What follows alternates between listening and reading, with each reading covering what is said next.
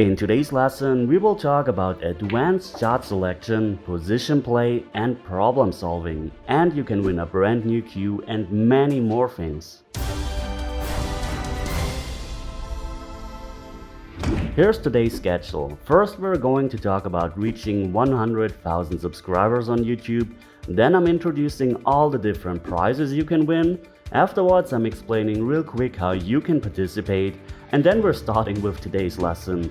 If you want to skip to the lesson right away, skip to this time or use the timestamps that I've put into the video description. And now let's start. We did it, guys. We finally reached 100,000 subscribers, which is just amazing. I'm just so happy. I don't know what to say. It's just amazing. So a huge thank you to every one of you who is being a part of this. To give something back, to celebrate together, we're doing a giveaway in this video. So let's introduce you to different prizes and then I will tell you what you have to do to participate in the raffle. First of all, we're giving away 2 pocket snipers, which is a very cool tool to train and to work on your aiming. Then we have a Jim Rampy training cue ball. It's a really cool cue ball to see where you're actually hitting the cue ball with a chalk mark and where you see the spin that you add to the cue ball. Then we also have 2 sets by Kamui, including 2 tips of your choice, a glove of course of your choice with size, color, left or right-handed.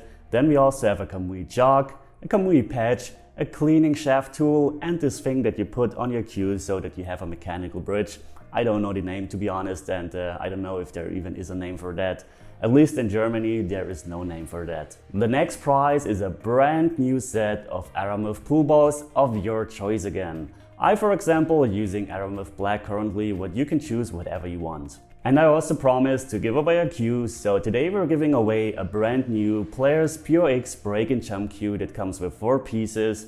I'm using the cue by my own. It's a really great break and jump cue. Okay, a huge thank you to all my sponsors and of course Kamui for offering those amazing prizes so that we have this huge raffle that we're currently doing this video. So a huge thank you.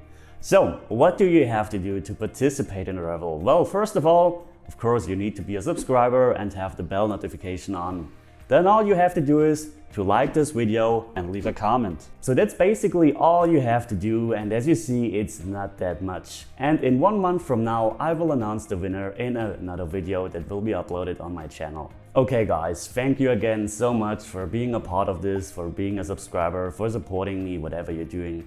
I'm really thankful and I'm looking forward to the next couple of years to see what happens. Okay, and now let's jump into today's video, which by the way is very interesting. It's an in-depth analysis of a very complicated rack and it's filled with a lot of talking to warn you before, but you will gain great information from that video. Alright, enjoy the video. This is the setup for the balls and all we have to do is to clear them in order from 1 to 11 and we're starting with ball in hand. That's it. Pretty simple, isn't it? Alright, we're starting with ball in hand and of course we're trying to get into the cluster already from the 1 ball because we know the 2 ball is here, so we just have to control the cue ball to have a nice shot on the 2 ball. If we're clearing that 1 ball first, then making the 2 ball and opening the cluster, we have to control the 3 ball and the cue ball, which is way difficult. And of course, one very important thing when I'm going into clusters is I'm not just trying to hit a part of this cluster randomly, I want to hit a specific part. Because imagine the cue ball is coming from here. If you're hitting this part of the 3 ball, the cue ball will go into this direction, the balls also, so you have a chance to snooker yourself behind those balls. But as you see, if the cue ball is going into the cluster from the bottom here, the balls are going into this direction and the cue ball will maybe stop or maybe go into this direction, so we will definitely have a shot on the 2 ball. So let's see how it turns out.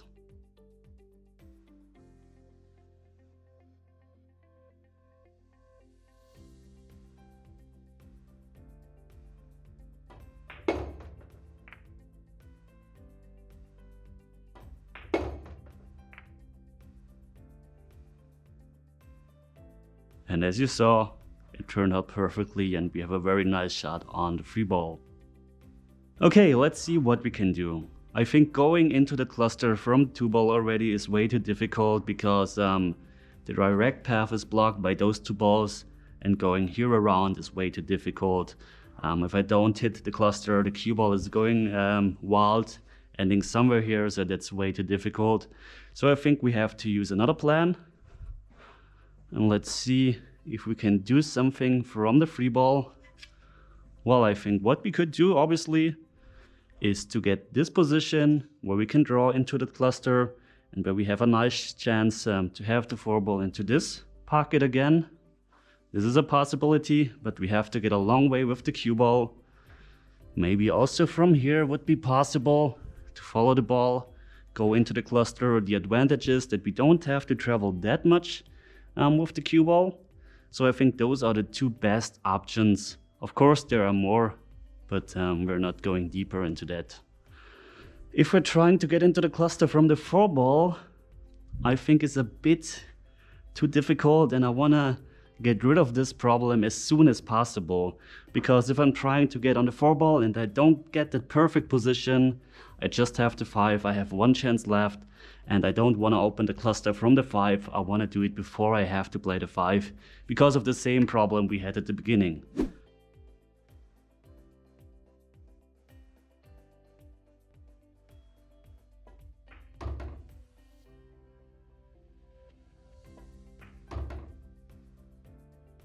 And this was horrible. So I hit a bit too thin actually, or too little left in English. So we have to take our plan B here. What we could actually do, which would be a bit wild, is to go all around from here to here to here into the cluster, which is a bit of a risk, of course, and not the easiest shot in the world. But I think it's still the best chance, because I have to get pinpoint position on the 4-ball, which would obviously be here, to play it into the side pocket to open the cluster. But for the side pockets I have to really precise. If I'm getting too straight, I have a problem. Too much angle, I have a problem. So I think it's a bit crazy, to be honest, but let's see what the angle says. Yeah, it's a bit close with the 4-ball, but I think we're trying to do this and go into the cluster already. Take a bit of a chance, but maybe something good happens if we don't open the cluster. Maybe the cue ball stops somewhere here, we have a shot on the 4-ball. So I think let's go for that and see what we can do.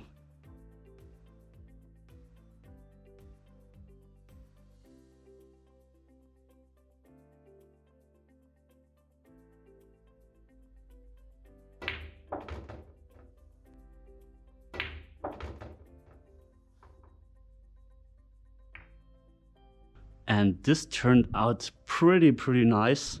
We have a nice shot, not the easiest in the world, on the 4-ball.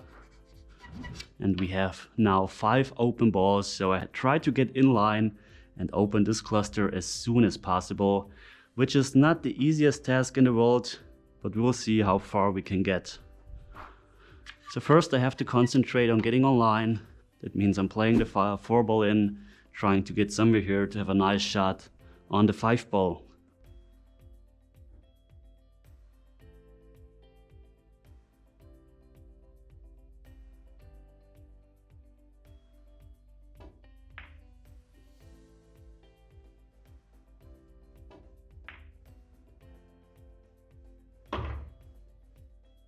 And this turned out pretty nice. So now we have to start thinking about that cluster again. And we can do anything from the 5-ball, would be way too crazy. Of course, I could try to go into here, into the cluster, and maybe actually have a nice chance to have a shot on the 6-ball. Let's check the angle first we have.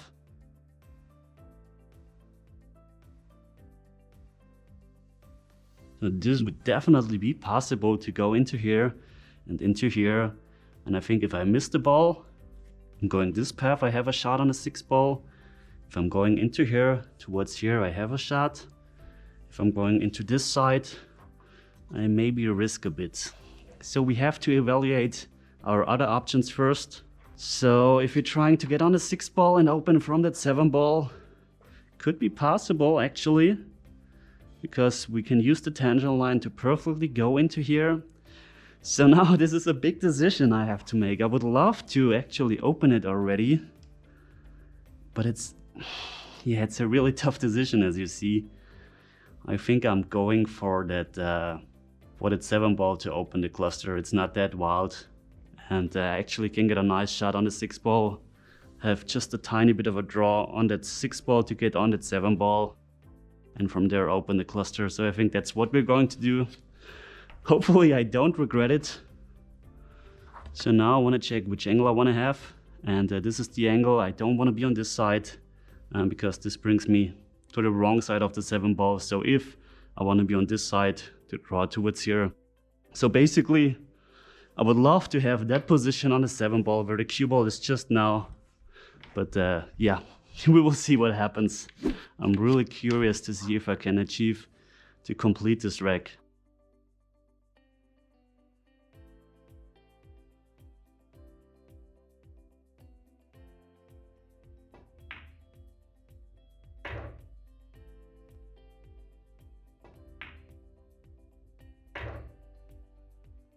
All right, a bit too much angle.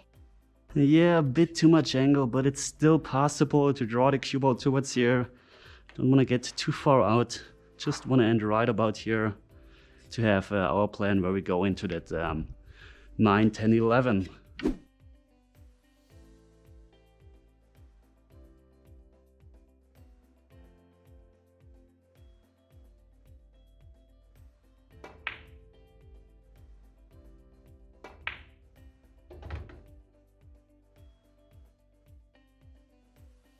Well, nice angle, bit too close on the rail, which can make things a bit difficult, but still it's okay.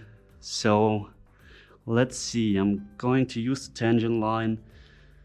I want to go pretty much full into those balls, because if I'm hitting on this side, the cue ball has a high chance to scratch into here.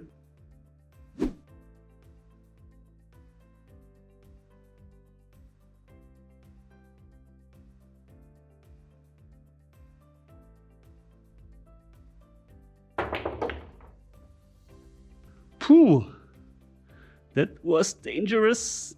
We really got away with it. I actually hit that side, the wrong side that I wasn't going to think I would hit. So this turned out very nice, but as you see at the same time, very unlucky because we have the cluster here and we have to open the cluster from the 8 ball already. So this was really, really unlucky, a bit softer, and we basically would have been through. So now let's see what we can do. Well, I think what would be possible, of course, is to play that 8 ball into here and to use pretty much the tangent line to go into here, which is very nice and very doable.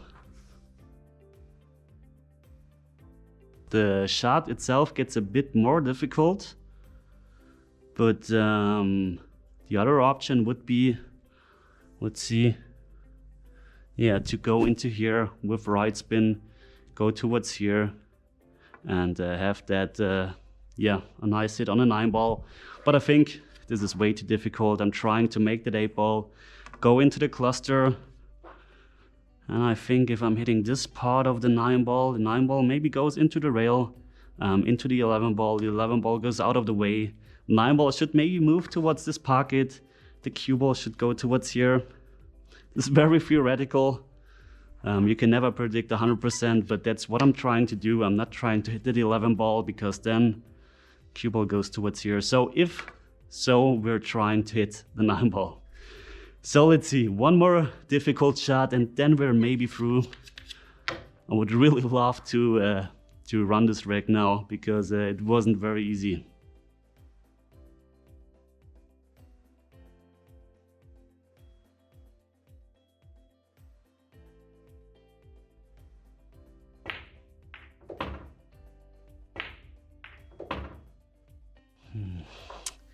Yeah, I watched the 8 ball. I didn't know what exactly happened, or I don't know what exactly happened. Hey, Cherryberry, in post, what actually happened on this shot is that I hit the 9 ball a bit too thick, and I also had that left hand spin on the cue ball If I would have used right hand spin, the shot would have turned out perfectly, but the left hand English on the cue ball brought me into this awkward position. But we got pretty close and again a bit unlucky. Well, so all we have basically now is a bank shot, and what I'm trying to do is to control the cue ball in a way that it goes to the path where we have a shot on the 10 ball. And the good news is I basically have a shot from all the way up here on the 10 ball, because the 10 ball is very close. So one more difficult shot again, trying to make that bank shot, and then we're maybe through. So let's see.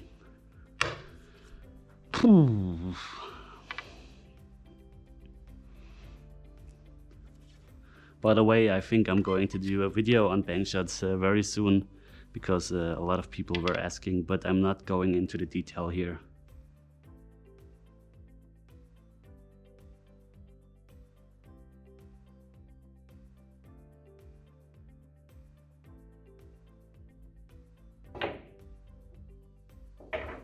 Well, I hit that point here, and to be honest, it was a bit too soft anyway, so I made the bank shot, but still we have one very difficult shot left to run this rack. So let's see what I can do. I don't see I have a few on a 10 ball, so what I basically have is that one railer to make the 10 ball, but also that free railer, and I think with the free railer I have the best chance to actually get a shot on the 11 ball. So let's try to get that free rail shot, which is again very difficult. So I'm doing everything that I can to finish this rack now.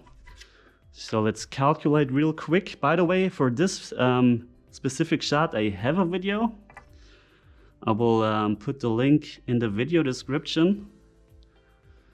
So let's see, we're coming from here, pretty much going towards the first diamond. That means going towards here, cutting it in half, means going towards here. So this would basically be my calculation. And now I'm putting a lot of feel into it, to not only calculate, but to have a feel for the shot. I think I have to adjust a little bit. And I think this could be the spot. So let's see. Now I'm visualizing the whole thing to give myself the best chances. It's a huge shot, so I'm taking my time, sorry for that.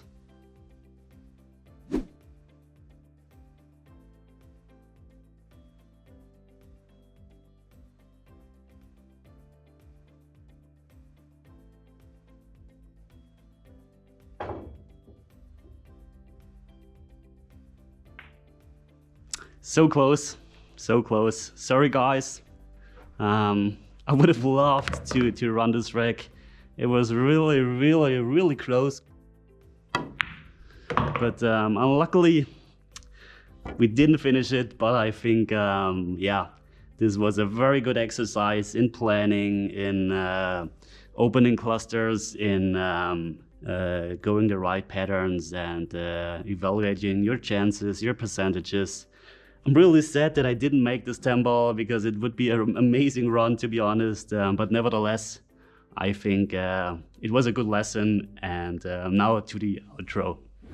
Okay guys, you see, it was so close. I really wanted to run this rack, would have been amazing. But I think nevertheless, we gained a lot of knowledge from this video. Very interesting to watch, in my opinion at least. Okay, if you liked this video, if you enjoyed it, if you learned something new, please consider to like, comment, share it with your friends, subscribe to my channel, and of course, don't forget to comment, like, subscribe with the bell to participate in the raffle, of course. Alright, a thank you goes out to my sponsors, to my patrons, to everyone who is supporting me. And yeah, that's it for today. Thanks for watching guys, and as always, see you at the next lesson. Take care.